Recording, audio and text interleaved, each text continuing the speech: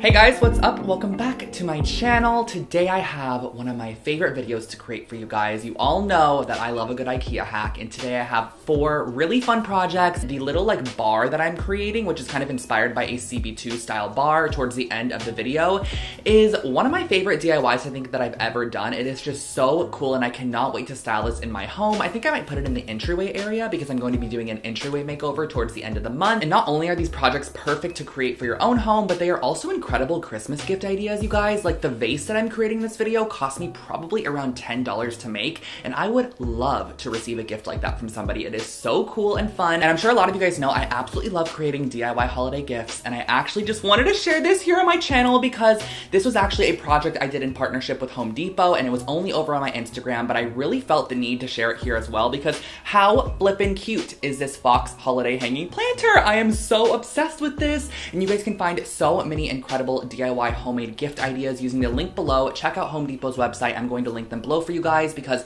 there are so many different projects, and I actually created this one for them. And of course, because we are in the month of December, I am doing so many giveaways. I want to really give back to a lot of you guys this holiday season because this year has been absolutely crazy for me, and I am so excited and happy to see what comes in 2021. But I am going to be giving away 2 iPads at the end of this video, one for you and one for a friend. So definitely stay tuned until the end to see how to enter that giveaway. But let's go ahead and jump on into these IKEA hacks because they're so much fun and I cannot wait to share them with you guys. So let's get started.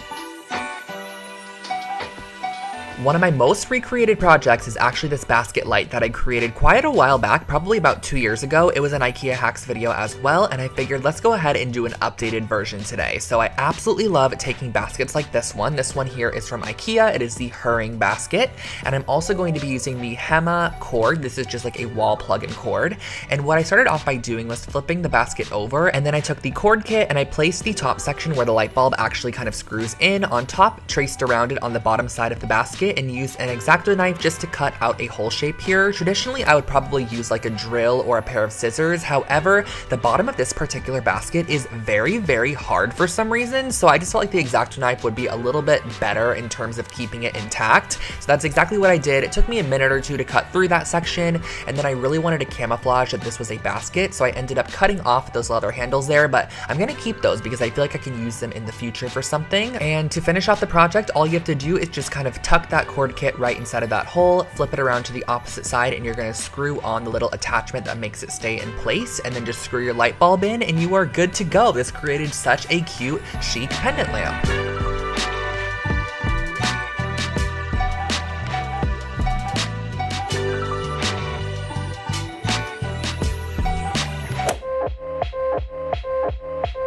I've been so in love with kind of distressed vintage style pottery lately, and I found this piece at IKEA here. It is a ceramic vase, and it was actually on sale for just about $5. And then I also grabbed some joint compound from my stash, and I am going to start off by kind of just using my finger and rubbing some joint compound on the entire exterior of this vase. Now, this color of vase is not my favorite. It's quite bright, so we are going to be transitioning this into a more moody, kind of vintage inspired distressed piece, and I wanted to start off by creating a brand new texture on the front side. So that's what I'm doing with this joint compound here, and there's no rhyme or reason to this at all. You just want to kind of create a new texture.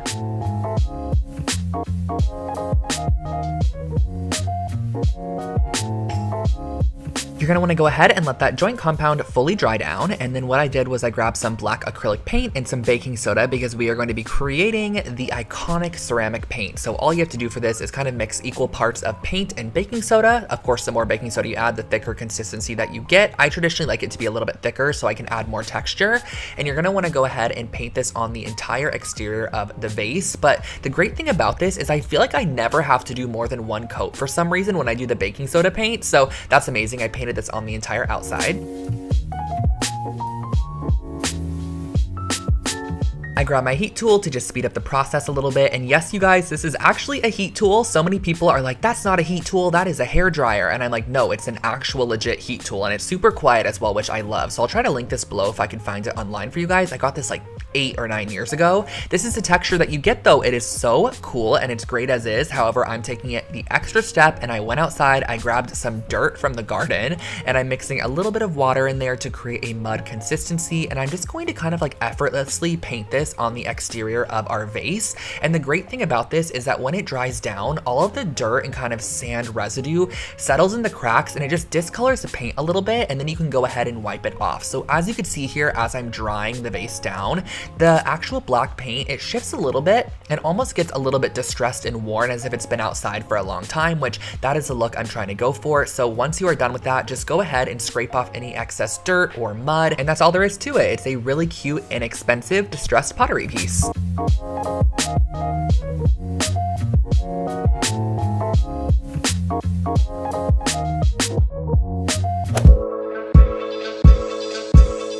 Now this project here is not a hack. However, I don't know if any of you guys have ever seen this at IKEA. It is from the kids section and it is a weaving loom. I have never personally seen this before, and I've never ever seen someone share it or talk about it on YouTube or anything of the nature. So I figured I was gonna go ahead and purchase this child's weaving loom and see if I can create something cute on it, because I always love weaving. I have a weaving loom myself, and this is just a fun little take on it, and it was only 20 bucks. So I went ahead and followed the instructions and I put it together. It was so super easy to create, which I loved that. And then I also absolutely love the needle that it comes with. It has a large eye, which is great for thicker yarns.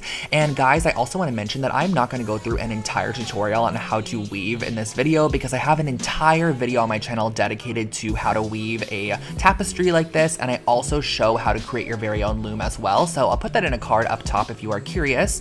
However, I'm just going through and I wanted to see if this was actually a workable, usable loom, and I can tell you guys right now, it was incredible. I've also never woven upright, if that makes sense. Like, this loom stands up. I normally always just do it in my lap, so I went ahead and I just kind of grabbed an assortment of neutral color yarns, and I also added a little pop of green in there and created this really cute tapestry piece. So I'll just let you guys kind of watch as I create.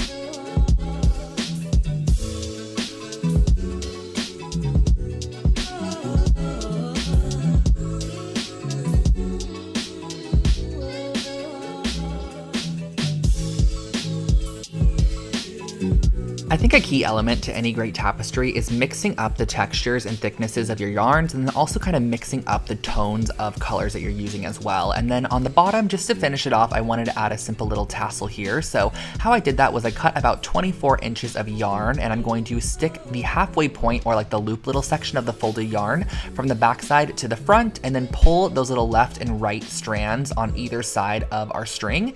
And you're just gonna slip those right through that hole that you originally pulled through. Just pull it tight and push it up to the top of your tapestry there, and that creates a little tassel on the bottom there, which is very, very cute. I love having those on the bottom of my tapestry. It also easily makes it a lot longer, so you don't have to weave it anymore.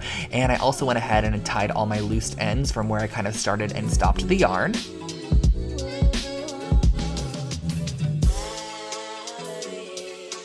And then to take it off the loom, what I do is I just go ahead and I cut the two strands that are next to each other, or the neighboring strands, and I just tie them in a simple square knot until the top and bottom is removed from the loom. I don't exactly know if this is the most proper way to do it. However, I wanted to do it this way, and I also opted to not add a wooden dowel to the top of this one. I'm doing a little bit of a different method. And the said method involves a little piece of cardboard or chipboard. I'm just cutting a small little section here that I'm going to be gluing on the backside just to add some stability to the top there, because it's a pretty flimsy piece, of course, made of just yarn. I'm using some Fabri-Tac adhesive, gluing this to the top section that you guys can see. And then this is also the backside, by the way. And I'm also gonna go ahead and glue on a little hanging section, which just consists of about a 12-inch piece of yarn. I'm gonna tape that down while it dries on there, and that finishes off your tapestry. The IKEA loom worked incredibly, highly suggested if you're in the market for one. And yeah, I love this project.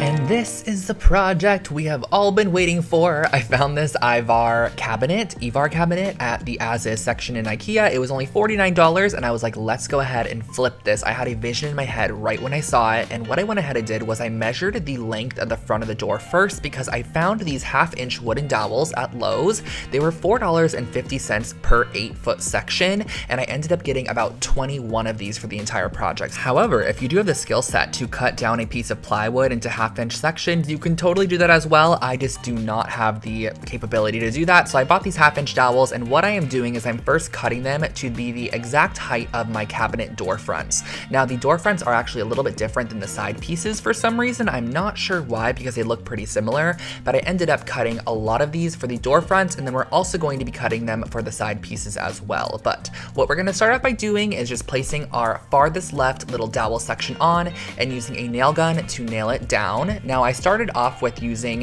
1.5 inch nails, which ended up resulting in the nail going through the other side like this. So I ended up going back to Lowe's and I picked up some 1-inch nails, which as you can see are much shorter, and they were perfect. So once I got back, I was able to continue on, and this is actually a very simple process. All you have to do is place down one of your wooden dowels as a spacer, and then place another dowel right next to it, butting it up to your spacer piece, and then nail down your piece of wood and then pull out the spacer, if that makes sense. I feel like this is a very hard thing to explain. It's a little bit more simple if you kind of see what I'm doing on the screen here, but basically what I'm doing is I'm placing down my wooden dowel, and there's a spacer in between where I'm going to be spacing out the wood. So basically every 1/2 inch there is a wooden dowel stapled out. However, it's just much easier to use a wooden dowel as a spacer since I want everything to be very symmetrical as well. So I finished the entire front of this cabinet by nail gunning down all of the wooden dowels across the front of it, and once this is stained, you can really see that texture, but as a light wood like this, it's kind of hard to tell.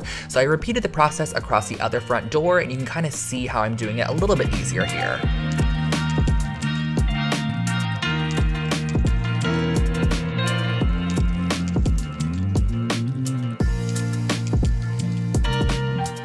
We are then going to go ahead and repeat the process on the sides as well, because the main sections that are going to be showing are the sides and the top. So I cut out the wooden dowels and I repeated the same exact process by cutting them down and then nail gunning them to the side of the cabinet, both the left and right side.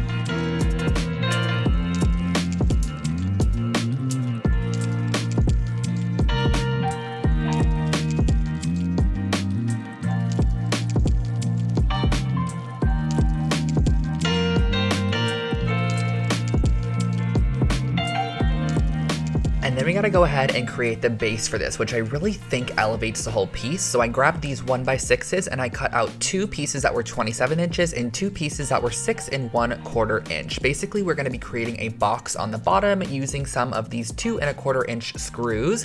Very similar to my bench tutorial, if you guys remember. This is just such a simple woodworking technique, not even a technique, because this is nothing crazy at all. I don't even know what I'm doing, but it seemed right in my head. So basically what I'm doing is I'm screwing through our longer sections into our shorter sections, and we are going to be creating a wooden box, which is then going to be underneath our cabinet and prop it up and kind of give it a level of interest. And I just knew I needed to add some more detail to that bottom section as well. So what I did was I cut down these spare ending pieces from the dowels I cut originally. I cut them down to the same exact height of our little box section that's going to be the base of our cabinet, and I stapled them around using the same exact technique.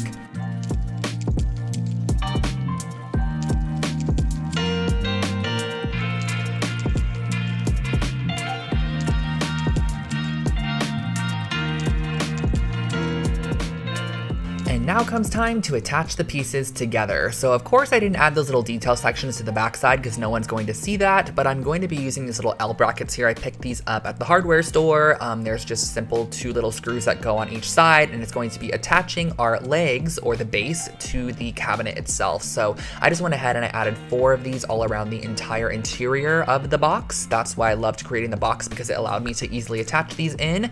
Once you have that on there, it's nice and sturdy and good to go. And of course we want a nice clean finish before staining, so I grabbed this stainable wood filler and I'm going to fill all of our little brad nail holes, and once that's dried down, just use a nice fine sandpaper to remove any of that filler residue over the top.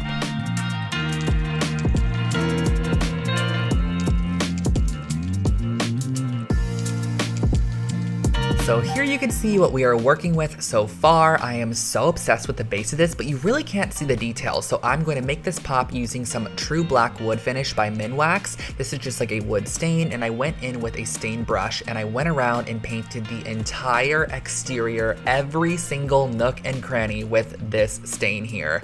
Now guys, I do suggest wearing gloves for this because I got it all over my hands and they were stained like crazy afterwards. However, it was totally worth it because this project turned out amazing in the end. And when I initially painted on the black wood stain, it was so dark, but as it dried, it kind of soaked into the wood, and you can really see the wood grain through it, which is something I really wanted to see through, was that wood grain, while it still had that kind of like dark black wood look, if that makes sense.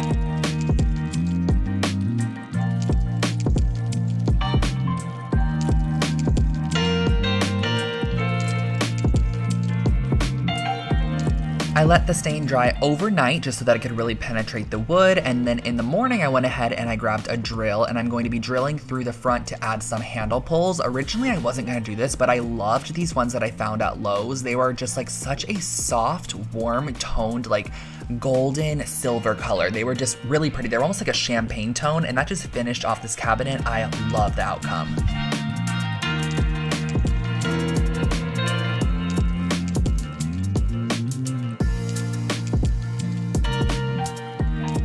And there you go, those are my IKEA hacks for you guys. I hope that you enjoyed these projects. I have to say, the bar was 100% my favorite. It can either be a bar or a cabinet, whatever you want to use it as, a little storage hutch. I just really love the overall vibe of this piece. I think it looks really elevated and chic. And honestly, to create that bar for a little under $200, I think is an incredible price point. I feel like typically these kinds of bars or cabinets are upwards of like $800 to $1,000. And I really, really love the way that this one turned out. And I hope that you guys did as well. And of course, you guys, it is giveaway time, which is the most exciting part of the video, I think. Actually, honestly, the projects were really fun. So this is just like a little bonus added on, but I'm going to be giving away 2 iPads to a lucky winner today. So one winner is going to win 2 iPads, one for you and one for a friend or family member. I thought that was a great way to be able to give back to maybe someone in your life as well. And of course, the rules are always so super simple to enter my giveaways. All you have to do is be subscribed to my channel and make sure that you turn on that bell icon next to the subscribe button. I'll put a little animation up here on how to do that. Just click the subscribe button if you are not subscribed, and if you already are, make sure that bell button is always clicked as well. Now, there is going to be one other rule to enter this giveaway. You must be following me over on Instagram. So my Instagram is going to be on the screen here. It is Lone Fox Home. All you have to do to enter is find this photo over on my Instagram. Simply read the caption on there, leave a comment, and you are entered into today's giveaway. That is all you have to do. It is open 100% worldwide, and I will make sure to also put the little ending date in the caption of that Instagram photo so you guys know when you can enter by. And yeah, that's really all. Super simple and easy to enter. And of course, my giveaways are open 100% worldwide. So wherever you are in the world, I will gladly ship the products to you. Now, of course, I'm holding up my iPad, but the winner, I'm going to actually let you guys select your color, and I'm just going to ship it straight from the website. I was originally going to go like to the actual Apple store and buy them and then come back and ship them, but I figured it would just honestly be easier and a little bit more safe to just stay home and then ship you guys exactly what you want. So I'm not picking out a color you don't want as well. So everything's customized, which is really, really nice. And of course, you guys, thank you so much for following and subscribing to my channel, and I hope you enjoyed today's video. I will catch you in my next one, of course. We have so much more fun content coming out this month, and yeah, I'll catch you guys next time. Bye, guys!